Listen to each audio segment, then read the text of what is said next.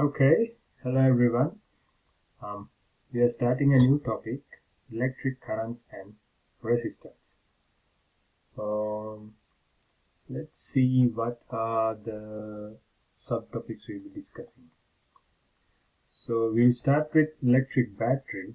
You're familiar with that. We've been using batteries in our circuit diagrams, in our lab activities. We talk about electric current, the definition of it. We'll introduce something very useful, important, and simple.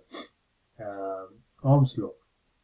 It's like the basis of electrical circuit analysis or electricity in general. Ohm's law. It combines voltage, current, and resistance. And then we talk about we will work on few example problems involving Ohm's law, resistors, voltage, and current. Resistivity, the property that gives resistance to a resistor or to any electrical equipment, resistivity. And the idea of electric power, and what else? And then power in household circuits, alternating current, AC current. So far we've been discussing DC, direct. Now we will talk a little bit about AC. And then if time permits, we will go into these other topics, maybe in a conceptual level. Okay? Alright. So what is first? So these, I'm going to go over these slides briefly, and I want you to do your self-study, the self-research, get a better idea, some more information, a little bit more details. So electric battery, historically, this is how it started. Sulfuric acid, some kind of acid solution, and then you put two different types of materials in it. This time, in this example, we have carbon and zinc. So there's an electron transfer that produces the voltage. So read about these things. I have like a general idea because there will be some conceptual questions. What is a battery? How it works? What is inside? Those kind of stuff. A battery transforms chemical energy into electrical energy. So it's the chemical reactions within the cell creates this potential difference. Means it makes a separation of charge. That creates the potential difference that they want to recombine, right? The reaction forcefully take them apart. So there's a potential to recombine.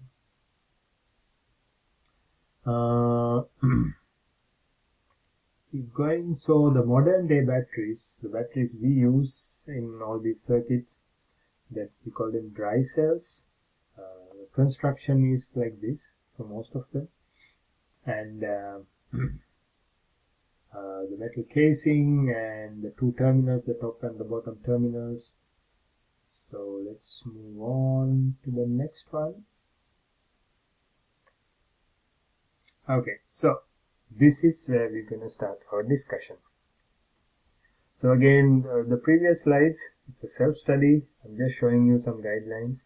So read up about what is a battery, what is inside, what kind of chemical reaction. Not like too many details. I'm not asking anything chemistry related stuff, just background information, okay? Alright, so electric current. How do you define the current? Now, we've been working with simple circuits like, say there's a battery connected to a light bulb, and the battery has voltage V, and we say that there is a current flow. We mark it from the positive to the negative, and we denote the current by I. Sometimes we can use little I, simple I also. So what is current? It's the flow of electric charge, right? The flow of charges, and the way that we define the current is the amount of charge per time. The other things to remember about the direction, we'll come to this later, but we mark it from positive to negative, coming out from the positive side, going in from the negative side. So current is the rate of flow of charge through a conductor. So I is the amount of charge, the amount denoted by delta sign, amount of charge divided by the time interval. Now, we also define this using calculus, especially the instantaneous current, the current at any given point. If the resistance of the bulb doesn't change, if the conditions of this circuit doesn't change, means the resistance of the wires, let's say the temperature of the circuit, when temperature changes, resistance changes. That's why sensitive circuits have cooling fans, temperature controlling mechanisms. So if things don't change, the physical aspects don't change, it's the same current. The resistance don't change, it doesn't change, so the current flow through the circuit remains the same.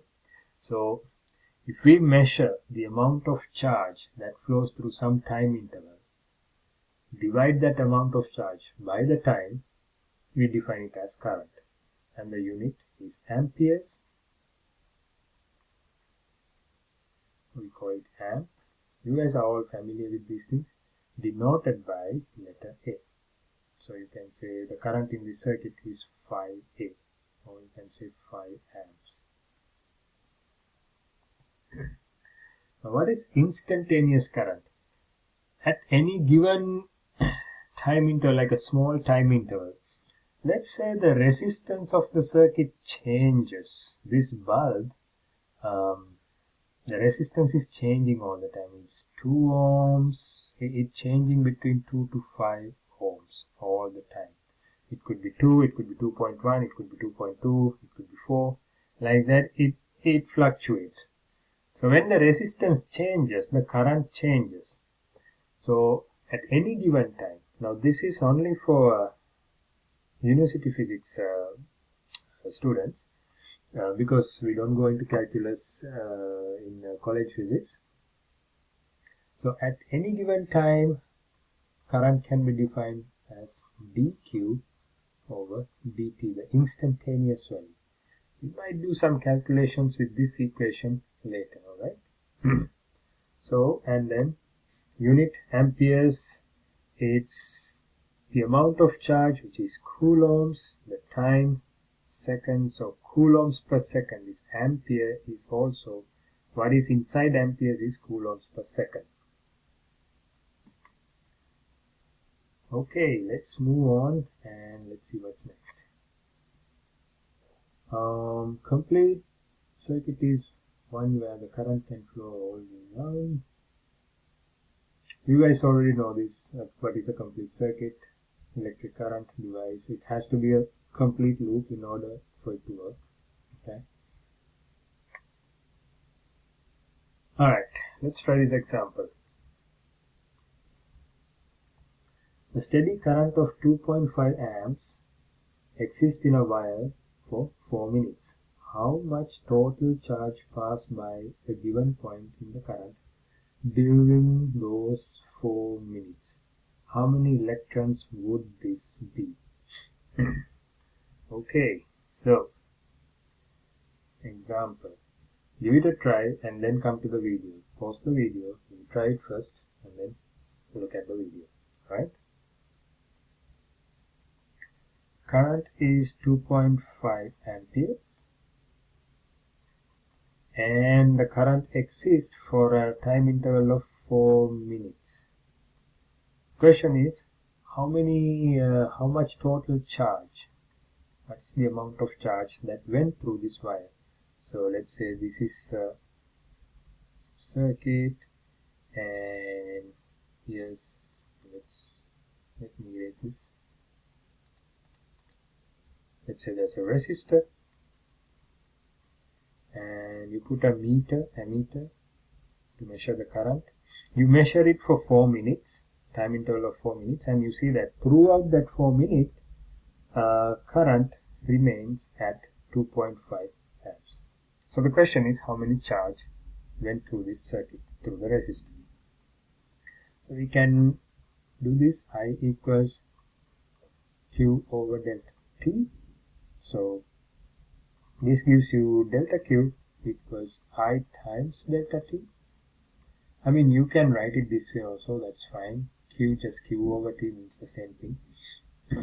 So Q is I times T, 2.5. Now the time has to be in seconds, 60 times 4.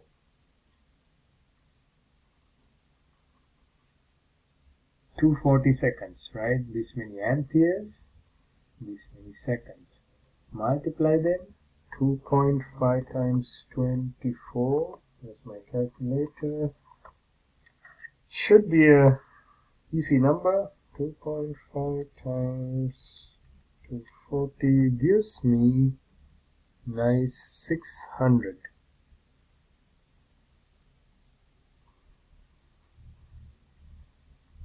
600 coulombs. When you multiply amperes and seconds, you get answer in coulombs. How many electrons would this be? You guys know how to do that.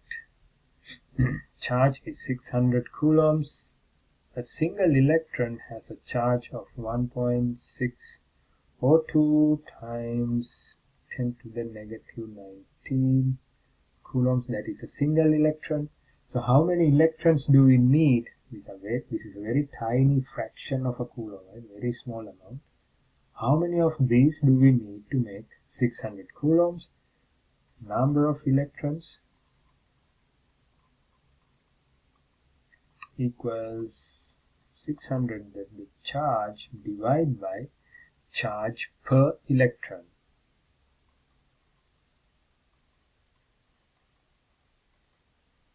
You do that. Let's do that. 6 divided by 1.6.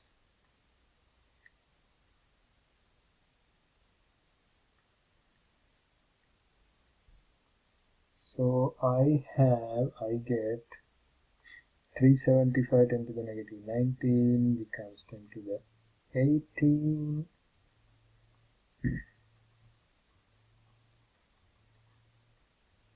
I'm sorry, 19 makes it 3.75 times 10 to the 21 electrons. Okay, so moving on. Electric current. Again, this is something you're familiar with. By convention, the current is defined as flowing from positive to negative. So here's the battery. Here's the conventional current. This is how we marked it in our diagrams. Going from positive to negative, coming back to the device, coming back to the battery. Electrons actually flow in the opposite direction. So the real current, what is really happening, what is physically going on here is electrons moving from the negative side of the battery coming back to the positive side. And it says, but not all currents consist of electrons. That's true. In very rare cases, we can have protons moving in laboratory conditions, not really in our day-to-day circuits, but not through really conductors, but you know, these particle accelerators kind of stuff. There's proton beams, that is a current. If a bunch of protons moving, that's considered as current. So there are those kind of currents. And even in inside human body, positively charged ions are moving all the time. So they create positive currents. So not all currents consist of electrons. Okay. All right. Let's move on. Okay, so we come to a very important topic. Ohm's law. Resistance and resistors. Ohm's law. Let's talk about Ohm's law. Let me clear this. What is Ohm's law? Experimentally, it is found that current in a wire is proportional to the potential difference between its end, the voltage between its ends. What does that mean? Let's get to our circuit. Let's say we have a battery with a voltage V. Now this is the potential difference. Potential difference and voltage means the same thing for our purposes. So here's that, and let's put a resistor here. It could be a light bulb, or it could be any component, any equipment. Some resistance R. We denote the resistance by letter R, and you know it's measured in units of ohms. So now there is a current. It is found that the current in a wire is proportional to the potential difference between its ends. So this wire, doesn't need to be a resistor. It can be any connecting wire or anywhere here. This current, if you measure the current in this circuit, current is proportional to voltage. When we increase the voltage, we get more current. Like let's say I put a ammeter here so that I can measure the current in the circuit. I put a voltmeter here. Now I'm measuring the voltage of the circuit, and I'm changing it. Like I can have a single battery giving me 1.5 volts. I can put two batteries making it 3 volts. I can put 3 batteries like this making it 4.5 volts. Like that, I'm changing the voltage, I'm recording it, and I'm recording the current. So what I see is, as long as I don't make any changes here, the resistor remains the same, right? No changes here. When I increase the current, when I increase the voltage, current increases. So there is some current here, bigger current, bigger current. The potential difference and the current are proportional to each other, directly proportional. Current is proportional to voltage. That's the starting point of Ohm's law.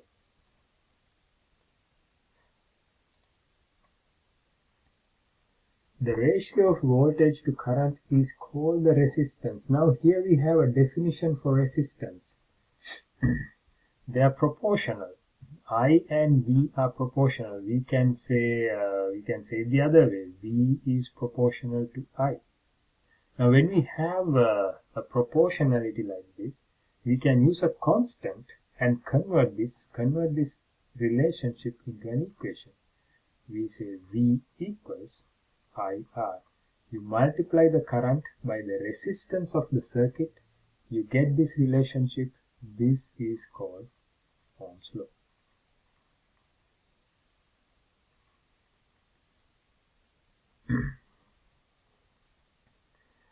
This says the voltage in a circuit is equals to the current in the circuit multiplied by the resistance. Now, okay, let's just digest that first. So before going into more details, let's look at some simple applications. How to use Ohm's law in a simple circuit. Alright, so let's say we have a battery of voltage V equals, let's say 3 volts, and let's put a resistor here, let's say 10 ohms. The resistor is 10 ohms, and then you connect it, and then you know that there's a current in this circuit. So how do you find the current? We can use Ohm's law. V equals IR. We apply this to the resistor, right? So the Ohm's law is applied to the resistor. Now we want to find the current through this resistor. In this circuit we know that it's same everywhere, but we have to apply the Ohm's law where the resistor is. So we apply it over here. Now what's the voltage across the resistor? So if I measure the voltage like this, because this is the only component in this circuit, this resistor is the only component, all that battery voltage appears here across the resistor. So this V is also 3 volts. So we can say, start here, V equals IR. The voltage across the resistor is 3, current times resistance 10. So this gives me I equals 3 divided by 10 plus 0.3 amps. This is how we use Ohm's law to find unknown currents. Okay. Alright, let's try another one. Let's say we have a battery and a light bulb, and let's say the voltage is again 3 volts, and we measure the current. We know that we don't know the resistance of the light bulb. We measure the current and we found out I to be 0.2. What's the resistance? So again we apply V equals IR to the light bulb. This is a resistor. It's a light bulb, but it does have some resistance. And the voltage across it going to be the battery voltage, which is 3. So 3 equals 0.2 times resistance. Resistance is 3 over 0.2, so 30 over 2 gives us 15 ohms. So this is how we use Ohm's law to find unknown things. Like if voltage and current given, you can find the resistance. If voltage and resistance given, you can find the current. If current and resistance given, you can find the unknown voltage.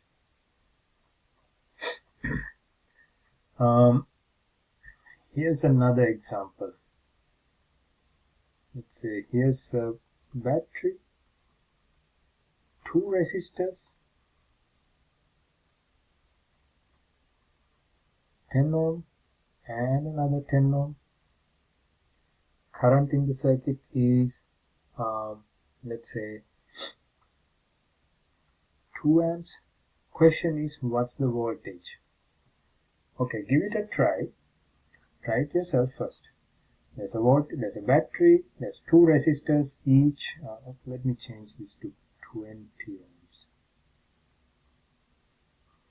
20 ohms and 10 ohms.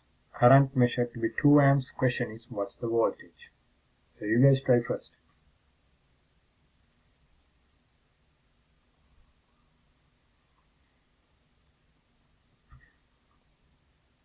Alright, what do? We are going to apply Ohm's law separately to each resistor. So for the 10 ohm resistor, if we apply V equals IR, we get the current through is 2 times 10, we get 20 volts. So the voltage here, right, is 20 volts. Now for the 20 volt resistor, again do this, V equals IR, same current, 20 ohms gives you 40 volts. So the voltage here, V2, is 40. Now the total 20 plus 40 is 60. Across both resistors together, from here to here, 60 volts, right? 20 plus 40, and that is the battery voltage. So this is 60 volts. Okay. All right, let's move on. Okay, so let's see what's next. So here's some conceptual information. In many conductors, the resistance is independent of the voltage. That means this relationship is called Ohm's law. Okay. Materials do not follow Ohm's law are called non-ohmic. So what does this mean? In many conductors, resistance does not change. Like you can think about that resistors we used in the circuit board, right? We had 10 ohms, we had 33, we had 100 ohms. You can apply different voltages. You can use a single battery and apply 1.5 volts. you can apply both batteries. You can use both batteries and apply 3 volts. So voltage changes, the current changes, but the resistance, it's a physical property of this thing, that doesn't change in most of the material. Most of the time, not always. But certain materials, sometimes they're designed that way. With voltage, the resistance also changes. So we can't use V equals IR relationship. So if I clear this, in a circuit, so the resistance, voltage and current. If resistance remain constant, if this is constant, and when you increase V, the current in the circuit goes up. If you decrease it, current goes down. So I is proportional to V. This is valid only when R is a constant, right? When resistance remains same. So if you plot this, voltage and current, we can do that. In practice, we can change the voltage and see what current we get. It's going to be a straight line mostly. And the slope of this is 1 over R, right? But in some materials, when you change the voltage, the resistance also changes. So it won't be a straight line, it will be a curve. So those are called non-ohmic materials. They have their own advantages. Here we see a curve that is bending upwards. It can bend the other way also. Temperature is a big factor that changes the resistance. As I said before, temperature needs to be kept controlled if the circuit is sensitive, like computers and cell phones, like sensitive electronic equipment. They have temperature controls. They have fans, cooling fans, and other methods of getting rid of excessive temperature.